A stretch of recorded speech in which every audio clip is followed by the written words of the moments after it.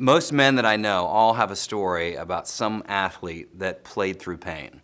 Whether it's Kirk Gibson, the Dodgers against the Athletics that came up in the ninth inning down 3-2, and he has, his legs have been hurt because of an injury, and he has, all upper body strength. He just forces that ball over the wall, ends up winning the game, 4-3.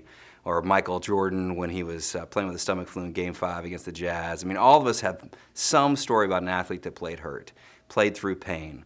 And what I've discovered with men is that we're willing to play through pain when we know there's some glory on the line, whether it's a game or whether it's a boardroom, at work, maybe even with our kids. But when it comes to marriage, when we get hurt, if our ego has been bruised, or maybe our libido is getting starved, or there's just something that we've gotten hurt from our bride, we like to stay on the bench, and I know I do.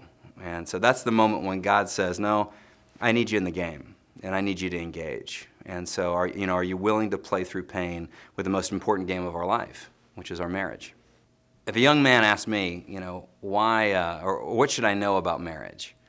I think I'd go, I think I'd say something to the effect of, it's not so much about a how-to or getting the right list of things you need to do. The ultimate question you have to answer is why.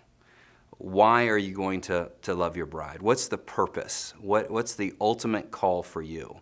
Because I've found that men are willing to die. They're willing to dive on the grenade in battle. They're willing to play through pain in a game, not because out of duty, but because of devotion. And you've got to have a motive that's greater than just duty. And so when we look at Scripture and we see Ephesians 5, we notice that the reason why husbands are to love their brides like Christ loved the church is because one day every man will be accountable for how he loved his bride. Jesus presents the bride of Christ back to God as more beautiful than when he found her. And so what's your plan to beautify the bride that you have been given all the way through the end? It's not just about your wedding day.